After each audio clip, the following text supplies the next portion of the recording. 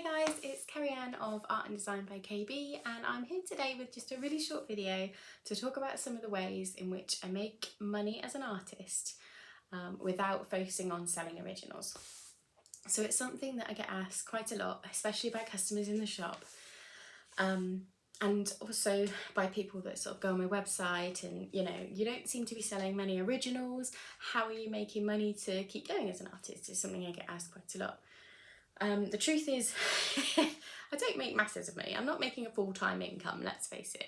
I'm not making enough to be getting, national living wage every day. That isn't the sort of income I'm talking about, not yet anyway. And that's purely because I don't dedicate enough time to make this my full-time salary. Of course, that would be lovely, wouldn't it, if I could make a full-time living wage salary or more, which I'm sure lots of artists do on my art. But I have a family, I run a shop full time. I'm also trying to live the urban homestead life because my ultimate dream is to get a small holding one day where I can integrate running workshops, teaching art and mindful art in with floral growing and picking of flowers and making bouquets and, living a more self-sufficient life essentially. So I'm trying to juggle a lot of different things, which means I don't have as much time as I would like or I need to make a full-time income from my art. However, I do make a good amount of money in comparison to what some can make without focusing on selling originals at, high prices. I also don't have a massive outlay. Now, I'm quite lucky. I'm in the position where a lot of the equipment that I buy is at wholesale prices because obviously I can buy it from my company, which is obviously my art shop because we sell art supplies. So I'm quite lucky in that sense. And the other thing I'm lucky about is that I can create the work that I'm creating whilst I'm in my main job. So whilst I'm at work, I can be creating the art because obviously it doesn't look odd for me to be painting or drawing or digital art or whatever it may be at the desk of an art shop because it's understandable to the people walking in. If you worked in a completely different shop for someone else, that would be quite strange and probably not allowed. So I know I'm lucky. I know that I have got some advantages over some others. But there are lots of ways you can make money as an artist without thinking lots of high-end original art pieces. You don't have to be creating new artwork every day. You can reuse your old designs. You can be selling prints and other items with your printed artwork on for years to come. So, for example, one of my most popular designs is a illustration of a fox, very Quentin Blake-esque. It took me probably 10 to 15 minutes for the base, then another, so probably about an hour in total, but over a different period of time because it was watercolour, it needed different times to dry. So yeah, probably about an hour of work, and over the many years that has now passed since I did it, I have sold hundreds of cards, stickers, bookmarks, what else do we do? Notepads, art prints,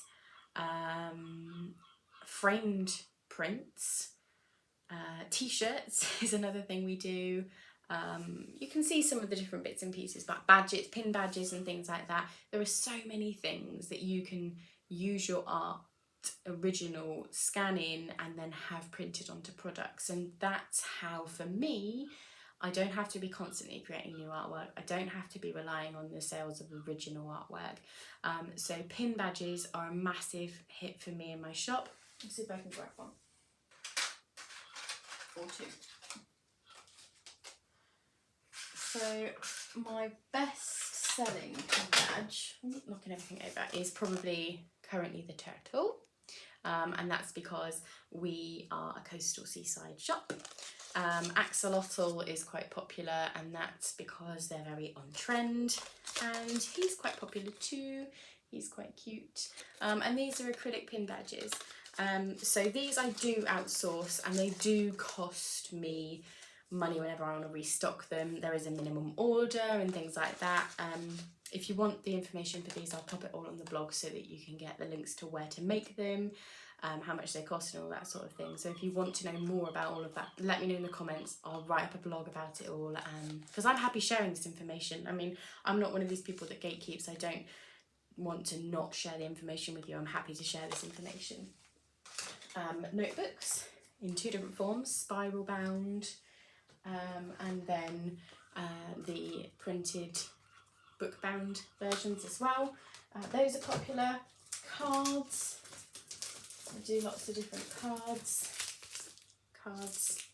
Again, artwork on cards.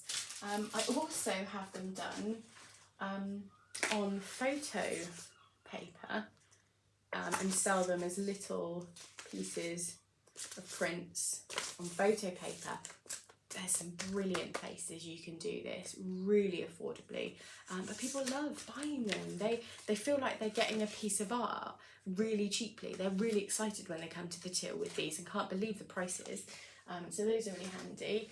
Bookmarks, where have I put those? Bookmarks, again, something you can be either outsource if you want to do lots of them and there's companies that print them for you, or I print them myself with my sort of information on the back, and I do the option of either card or I laminate them. I also do holographic, but they sell out the fastest, so the holographic ones are all sold out at the moment. And then I make stickers as well, so I sell stickers in packs. Oh, and I make key rings. So the key rings, again, is something you outsource. Same design as the pin badge onto a key ring. Something else that you can sell with your art design on. So it's going to be really hard for me to bring this to the camera, I think, but stickers, lots and lots of stickers. Now, there's 2 ways you can do that as well. If you can afford to and you want to, you can outsource that and have someone print them for you on this fantastic glossy sort of waterproof sticker paper. Fantastic, but there's a higher cost involved in that and you've got to do minimum ordering and all of that. Or if you've got a good printer, print your own. Now that's where I sell tons and tons of stickers every day with my artwork. I've printed them with my own printer, basic ink cartridges and matte paper.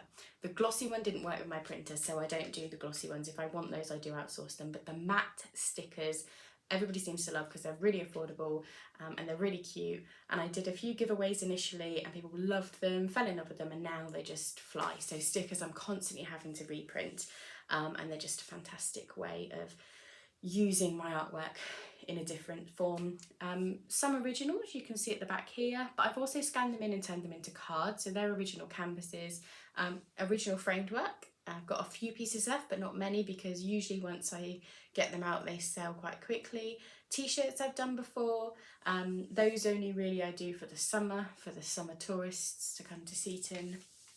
But yeah, there's absolutely tons. What have I missed?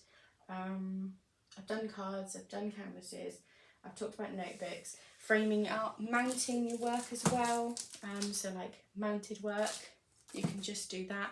Oh, and A4 prints, so I print them, put some grey board on the back, my little stamp, and yeah, so I've just got a box of those in there, and again they sell really well. It's all just about how I can use that design multiple times. Now that's not going to suit every artist. There's going to be some, let's face it, snooty artists who only sell originals or are only interested in, you know, look at my art's amazing, it's worth £5,000 and there's only a limited edition, and that's fine. That works for the artists that can afford to do it that way, that are trying to build themselves up as a name for an artist. I am not that type of artist. I'm still an artist, but I am not trying to create a career where I'm going to be recognised as an artist. I am trying to let my creativity out for my mental health, because that's the main reason that I do it nowadays, is as an outlet. And I'm trying to share my creativity with other people in lots of fun different ways, where people can feel like they are having something special, having something that someone has created that isn't mass produced. It's not everywhere in every shop. They're only going to be able to get it on my website, on my Etsy, or in my shop. So it is special. It is only in limited places. For them, they're getting something special that someone has put that time and effort into designing, and it means something to them because they can talk to me about, why did you do that? Why does it look like that? You know, it's not, I'm never drawing fine art, perfect examples of a giraffe. It's got a character, it's got usually a name to it. There's normally a funny story of what I was doing while I was drawing it, or which child it was that suggested I draw it, for example. Usually one of my sons has asked me to draw it. Finley asked me to do an axolotl, which is my youngest son. So there's a personable thing about the way I share my art in lots of different ways, and it won't suit all of you as artists, and I'm not saying it is the way to make a full-time income, or even the way for anyone to make an income. If you choose not to do it, that's your choice. This is me just sharing some ideas, and I'm happy to share the different companies that I use, so that if you, like me, want to share your creativity just to earn a little bit to fund that creative hobby, or if you want to do it to, I don't know, raise money for a charity, or you one day want to have a little stall at a market and you want some bits and pieces to sell with your designs on, then hopefully you find this video useful. If you don't need to be horrible about it. You don't need to put horrible comments and nasty, which I've seen on some other people's videos recently. There's a lot of nastiness going on and I don't like it. Then just skip the video, move to another video, you know? This information's for those that would like it and have found it useful. It's for you guys. If you don't like the information, you know, that's your choice. I am not trying to push this on anyone, and I'm certainly not trying to say this is how it's done. This is just how I've done it, and hopefully somebody out there will find it useful. And maybe it's inspired them to turn those drawings that they've got chucked away in a sketch pad somewhere into something that they can then earn a little bit of the pocket money on, or even those that are, you know, digital artists and thinking, okay, what can I do with this digital art? I want to share it with someone, or you know, if you paint in traditional ways, you want to share your work with someone, but you don't want to part with the originals. Maybe this is giving you some ideas. So yeah, that's the end of this video, where I've rattled on for way longer than I expected I would. I hope you found some of the ideas useful.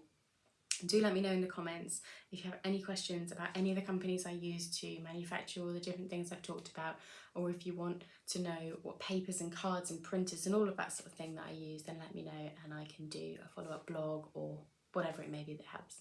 So have a great day, everyone. Take care. Bye bye.